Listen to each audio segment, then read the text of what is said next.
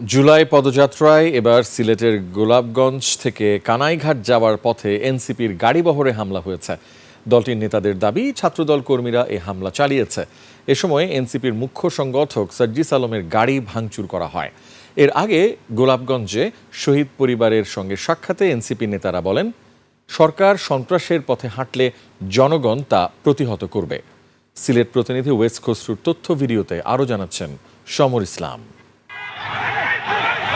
সিলেটের কানাইঘাটে যাওয়ার পথে গোলাপগঞ্জে সার্জিসের গাড়িতে এভাবেই হামলা করা হয়।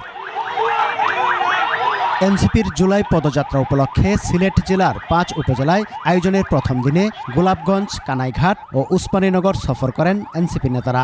ঢাকা দক্ষিণ এলাকায় কয়েকজন শহীদ পরিবারের সঙ্গে কথা বলে কানাইঘাট যাওয়ার পথে গোলাপগঞ্জ পৌর শহরে পেছন থেকে তার গাড়িবহরে হয় এই হামলা। সে সময় কয়েকজন যুবক মুখ্য সংগঠক সার্জিস আলমের গাড়ি লক্ষ্য করে ইটপাটকেল নিক্ষেপ করে। এতে কেউ হতাহত না হলেও গাড়ি ক্ষতিগ্রস্ত হয়। প্রশাসন ছিল এখানে পক্ষপাতমূলক। প্রথমে একটু নীরব দেখছিলাম, পরে দেখলাম পক্ষপাতমূলক হয়ে গেল। এমপির কথা অনুযায়ী প্রশাসন সিদ্ধান্ত নেয়, সরকারের কথা অনুযায়ী প্রশাসন সিদ্ধান্ত নেয়। এই হামলার প্রতিবাদ জানিয়েছেন এনসিপি নেতারা। দলের আহ্বায়ক ও সংসদে বিরোধী দলীয় চিফ হুইপ নাহিদ ইসলাম অভিযোগ করেন, সরকার সন্ত্রাসের পথে হাঁটছে। এখানে গাড়িগুলা ভাঙচুর করেছে, আমরা সেখানে রওনা দিচ্ছি। আমাকে তো হামলা করা হয়, তারা একটা জাস্টিফিকেশন দিয়েছে যে আমি কথা বলি নাকি, এই জন্য আমি আজকে থেকে আর কোনো কথা বলবো না, চুপ থাকবো। পুরো বাংলাদেশে দেখি ওনারা কতটুকু বাড়তে পারে, কতটুকু যাইতে পারে, আমরা সেই মাত্রাটা দেখব।